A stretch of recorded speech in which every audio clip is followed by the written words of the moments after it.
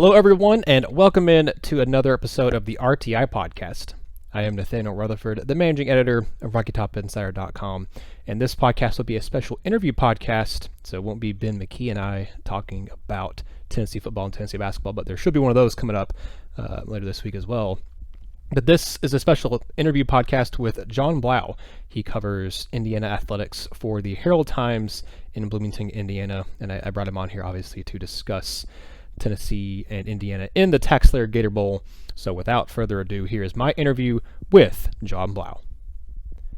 And I have with me here today Jon Blau. He is an IU athletics reporter, covers Indiana athletics for the Herald-Times in Bloomington, Indiana. Jon, thank you so much for joining me on the podcast this week. No, thanks for having me. Yeah, I want to bring you on here because obviously Tennessee's opponent in the TaxSlayer Gator Bowl on January 2nd on Thursday is Indiana. And I think Indiana is a very intriguing, very interesting team. A lot to cover with them, kind of a lot to dissect with them. I'll start first and foremost with their quarterback position. Michael Penix Jr. was starting for them this season, and that would have been a very interesting storyline for this bowl game because he was at one point committed to Tennessee. Ultimately, did not end up being in Tennessee's class. Redshirted as a freshman with Indiana last year, then was starting for them this year. He suffered that season-ending injury, and then entered Peyton Ramsey to run Indiana's offense. What kind of quarterback is Peyton Ramsey, and what does he bring to Indiana? Yeah, I mean, if you talk to offensive coordinator Kalen DeBoer, he would say that the offense doesn't change a ton with Peyton Ramsey. If you look though at the two quarterbacks, they do have different skill sets. Michael Penix gave you a little bit more of that, downfield ability, and maybe not even downfield just in terms of his arm strength, but just even the short to intermediate routes, just a real cannon of an arm that could get the ball to receivers just a little bit quicker for some plays to be made in space. Peyton Ramsey's more of a guy who has to execute with timing and in terms of just and his reads and getting the ball to the right spot. And he's been really good at that this year. I mean, he's completing about 69% of his passes. He's a much improved quarterback from last year when he was the starting quarterback, when he had about 13 interceptions in 12 games. He's really cut that down. He's down to 4 interceptions. So what he does is he really just kind of makes plays, the obvious ones in terms of just finding the open guy, and then also at times even using his legs to kind of extend plays or to scramble and pick up crucial third downs. He's been a real improved player this year and just been a really gritty player as well. And kept the offense rolling along even when Michael Penix wasn't there. So is this a team when they, Indiana looks like they're a lot more of a pass-heavy offense. They have a good running back in Stevie Scott from what I can tell, just at least statistically wise. But is this an offense that likes to throw intermediate passes, kind of short passes, and eat up yards after catch? They like to throw it deep. But what's their kind of bread and butter when it comes to how they attack with the passing game? Yeah, I mean, it's a very multiple attack. So, I mean, you could see 3 to 4 wide. You could see 2 tight ends, even though it's a little bit rare. Mostly just really attacking via the slot. Watt Billiard, their slot receiver, has over 1,000 yards to start the year. And he's a really effective player in space, quick, fast, hard to contain. They got 2 possession receivers on the outside, and this Nick Westbrook and Donovan Hale. And the tight end, Peyton Hendershot, we knew coming into the year that Kalen DeBoer's offense really does utilize the tight end a lot. And he's had a breakout season with 500-plus yards receiving. So it definitely pass-heavy. The tight end, I would say, is one definite position you have to watch. Watt Billiard in the slot. And then the running game, it's been more of a build throughout the season. Early in the year, you really struggled running the ball and getting that going with Stevie Scott. And Stevie Scott is an unknown going into the game, questionable with a lower leg injury that put him out in the Purdue game. They've got a freshman, Samson James, who took his place. They got 118 yards himself, but that was against a very poor Purdue rush defense. So definitely pass-heavy, and then the run at times to kind of pick up gains where they need to.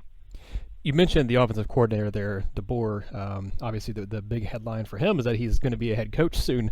No longer going to be the OC at Indiana after this season, but he is going to be coaching in the bowl game for Indiana. Has that, I know you're obviously covering the team down at Jacksonville and stuff too.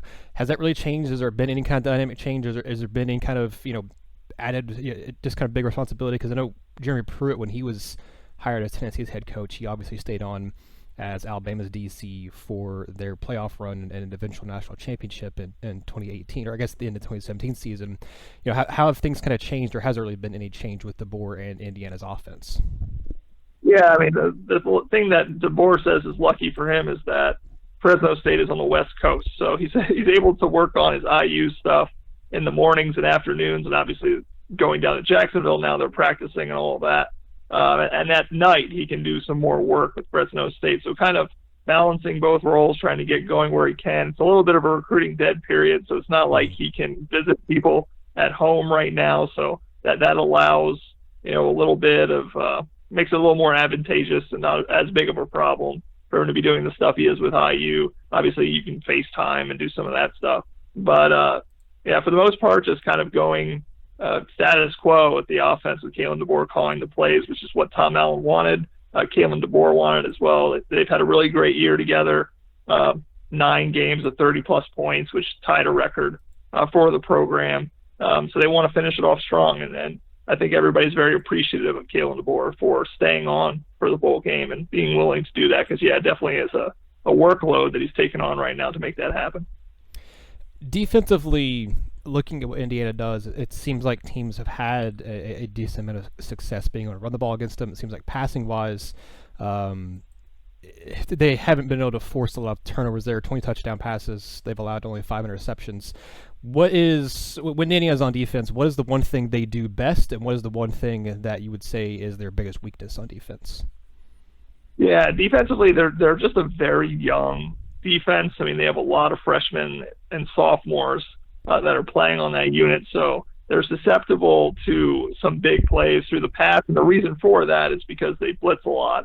And their blitzes, I would say that's been their biggest weakness this year, is their blitzes just have not gotten home. They cannot get a pass rush with their front four. And so they've left their cornerbacks and DBs in some really difficult situations, which has led to some big passing plays. I would say that they've actually been pretty solid at times, if I was to pick a strength in terms of on first and second down stopping the run. When they've had success defensively, it's because on first and second down they've been able to be solid versus the run. On third down, they've broken down at times, especially against quarterbacks that can run the ball, has been an issue. But I would say when they're able to get stops on first and second down as a defense, they put themselves in some better situations. But at times, the blitz has just not gotten home at all. And, they've put a lot of guys on islands. And that's been a little bit of a struggle for them. I think, to me, looking at both these teams statistically, I did a piece looking at kind of Tennessee's pass defense over the last month or so has been really good. Obviously, Indiana's pass offense has been really good for the whole season. But I think both these teams are a little bit, looking at their stats and avoid don't tell the whole story. Tennessee's been kind of able to, for the most part, kind of build off their good passing defense against some teams that haven't been great at passing. Whereas you look at Indiana, they have, I think they've played 4 teams that have had 6-6 or better records, and they've lost all 4 of them, and the rest of the teams they've beaten have been 5-7 or worse. In your opinion, just from you watching this team this year, how truly good is India? I know that's really probably a tough question to answer, but I know obviously 8-4, not every single 8-4 record is built the same. In your opinion, your estimation, how does this Indiana team match up wise, talent wise, and everything else to the Tennessee team they're going to be facing off against in the Gator Bowl? Yeah, I guess that's what makes bowl games pretty exciting or interesting, is that you don't quite know because it's different conferences and the crossover there. But I mean, at times, Indiana, obviously, like you said, has only beaten teams that are below 500, but they played Penn State, the number 9 team in the country, pretty close for most of that game. Michigan State early in the year just didn't make a couple plays at the end of the game to win it. And when they've played teams that are, inferior, and you would think are definitely inferior, like a Northwestern or a Rutgers, they've dominated them. And so I think against teams that they're evenly matched with, they tend to play pretty well, and they have a pretty good chance at winning. And they've done it in tough environments, like going down to Nebraska, where they've never won in 60 years, to win that game. They've showed improvements in terms of not stubbing their own toe in the way that IU football traditionally has against teams that they're evenly matched with. And if IU indeed is evenly matched with Tennessee, I think that's not a terrible matchup for IU. Are they, though? I'm not sure, just because, again, the crossover in terms of conferences and similar opponents, they just aren't there. So I'm not sure, but I wouldn't say IU's a team that Tennessee should take lightly just because they're coming from the Big Ten or because they haven't beaten a team with an above 500 record. Yeah, I think that's very fair. I definitely don't think Tennessee as a team has taken them very lightly at all.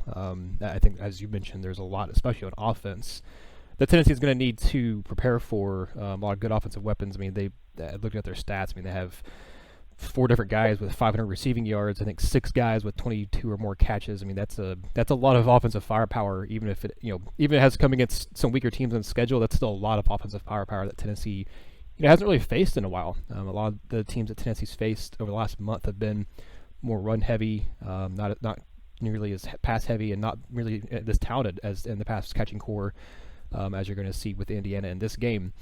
Before we get to kind of one more question about the bowl game, just looking at Indiana's season as a whole, what has been the fan reaction? Because I mean, looking at them this year, obviously 8-4 it's been their best season.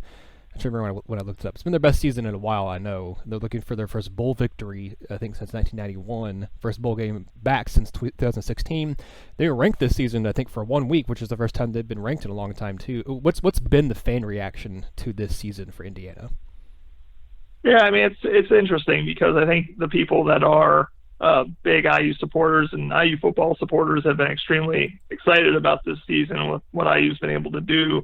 I mean, in terms of home attendance and things like that, it still isn't quite there. There's just not really that culture yet in terms of supporting the program, going to games, week to week. There's been some, good crowds, but not great crowds. So you wonder really what it would take to kind of get the fan base fully behind this program. But I would say that from everything I've heard about the bowl game itself, it's close to a sellout, or it's going to be about 60,000 fans. I know there are a lot of IU fans that are excited about making the trip to Florida and seeing the bowl game. So I would say that there's some excitement. Maybe you would wish there was a little bit more excitement for a team that's 8-4. But I think IU's just had so many seasons of losing football that it's a tough thing to just turn that boat that quickly. It's a deal where I think a lot of fans still want to see it happen from week to week or year to year, and they want to see them again beat some teams with above 500 record to just kind of solidify what everybody where this program truly is going. But I think there definitely is some kind of some optimism there, whether it's more tepid or kind of full-throated, is depending on the person, I guess. There's one big aspect of this game, not just the passing offense of Indiana and the passing defense of Tennessee, that I'm looking forward to watching, and that is, it's actually a stat I think I first heard on a radio show here in Knoxville called The Swain Event, where he mentioned that Indiana, when it comes to scoring first half points, or maybe in first quarter points, they're one of the best in the country as far as kind of getting on the scoreboard first. Tennessee this season's had a tendency, outside of maybe 1 or 2 games this year, they for the most part have kind of started slow on offense and kind of had to come back in the second half and build off of second half adjustments. If Indiana wins this game, I think it's going to be the fact that they're going to have to score early and kind of get a strong early lead, and Tennessee's going to have to really claw the way back. In your opinion, in your estimation, if Indiana is going to win this game, what is it they're going to have to do? Peyton Ramsey is going to have to be, like you said, I think effective in terms of either getting them out to a lead or keeping them in the game. I don't know if this Indiana team is really built to make tremendous comebacks, again, because of the defense, just because of you can't kind of really count on back-to-back stops to be able to build that type of comeback. Protecting the ball, I think it comes back to that. Like I said, Peyton Ramsey last year with the interceptions, that's what really hurt them. They've kind of limited those, don't really fumble the ball either. Keeping possession of the ball, I think, is important. IU does that a lot. They're one of those teams. One of the greatest improvements that Kalen DeBoer has been able to make with this offense is time of possession. I think I can't remember off the top of my head. I should have these notes with me, but I think it was either in the 80s or 90s nationally in terms of time of possession. They're up into like the top 10 now nationally. Mm-hmm. So if they can keep the ball and they can not turn it over and they can have effective drives where they can get out to a lead, like you said, and the defense does just enough, forcing a few takeaways. I think that's really important as well. IU's defense, when they've won games, it's because they've gotten some takeaways, and it hasn't been as much interceptions as forcing fumbles. They've been able to strip those. If they're able to force some takeaways, and if Peyton Ramsey and the offense doesn't turn the ball over, I think there's a good chance to get out to a lead and win the game. That was another thing. You mentioned kind of the pace of play and their time of possession and everything. That was one thing. I did a statistical comparison of the two teams. I think it was last week, kind of late last week when I did it. That was one thing that really stood out to me, was that just number of plays on offense. I think Indiana had like 100. Yeah, they ran 875 plays this year. Tennessee has run 752. So I mean, that's a huge discrepancy in just the amount of total plays, and it speaks more to Tennessee. I think defensively they'd given up just around 800 plays for defense, or on defense, and Indiana had, I think, given up less than that. Tennessee just plays a little bit more of a ball control, not a ton of plays, and they just it's been more of an even matchup, I think, with most opponents this year for them. They've been kind of dominated in some games. Kentucky comes to mind as a team that really controlled the game clock against Tennessee. But I think that's going to be interesting too, is how many plays can Indiana get off? How can Tennessee help kind of control the clock a little bit there? What do they do to kind of alleviate that? Are you expecting this to be kind of a higher scoring game? Because you mentioned Indiana's defense there. I look at what they've done defensively. 2 shutouts, 2 teams they held below to 3 points or less. But then every other team they played has been 24 or more points. Tennessee has been a little more consistent. They've had their issues defensively as well. But I think about half the teams they've held under 20 points or more, or 20 points or less, and half the teams they've let scored more than 20 points. Are you expecting this to be a game that we see both teams get close to the 30s, or what kind of game are you expecting this to be?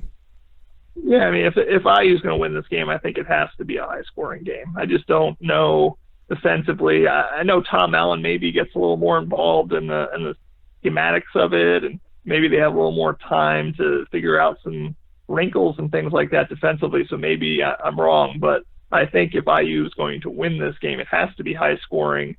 And so I would tend to think that that's probably where it goes. I mean, if IU's not able to score over 20, 30 points, I'm not sure how close this game is. I mean, when you mentioned some of those shutouts in those 3-point games, I mean, those were against some really, really bad offenses. UConn and Eastern Illinois. I mean, those are the 2 shutouts. Or UConn actually got 3 points. It was Rutgers. Rutgers was one of the other shutouts. They had 1 passing yard. I mean, these were not teams that really were very effective on the offensive side of the ball at all when IU's defense has been that good. But IU's defense, again, has been able to make plays at times, and that's really what they have to be able to do more than keep it as a low-scoring game. So I don't know. In terms of, I can speak to what I think IU has to do to be able to win the game. I would say it has to be high-scoring. If it's not, from IU's perspective, if it's a 24-17 game, I can't imagine that being a game IU wins. Well, Jon, again, thank you so much for joining me on the podcast. Before I get you out of here, I got to know your prediction. How do you see this game playing out? Do you see Tennessee winning? Do you see Indiana winning? Who wins the TaxSlayer Gator Bowl?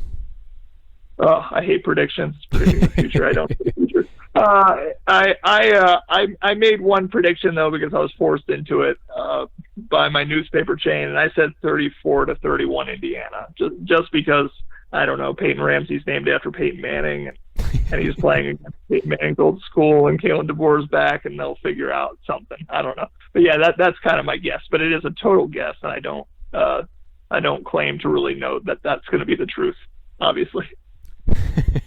I'm with you on if India wins this game, it's got to be high score. And just looking at, obviously you cover them more in depth and know them a lot better, but even just looking at them at a cursory glance and the stuff they've done this year, it seems like, like you said, that they've not been really well equipped to win low scoring kind of rock fights. And Tennessee, I think, is. If it turns into that kind of game, I think Tennessee has a chance to do it. But I'm going to be very interested to see how Tennessee's defense matches up with Indiana's offense, because Indiana, like you said, that the slot receiver, who's like about 5'9" or so, he's a really quick jitterbug type of guy who is going to be interesting to watch. They have 2 6'2", 6'3" guys, and I really think Indiana's tight end, whose name is escaping me right now, Peyton Hendershot. Yeah, he's going to be an interesting guy to watch for me. 46 catches, 555 yards. I think he's the team's second leading receiver. That's going to be a very, very interesting matchup for me to watch in this game. But Jon, thank you so much for joining me on the podcast. I appreciate it so much. I know you're very busy covering the team down in Jacksonville. If Vol fans are listening to this podcast want to follow along with your stuff, keep up with Indiana football up until the Gator Bowl, where can they find you and find your work?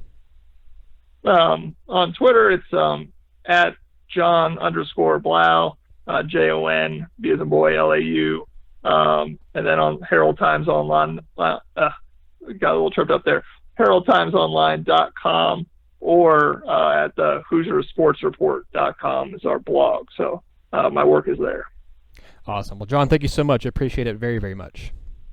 All right. Thanks. Appreciate it.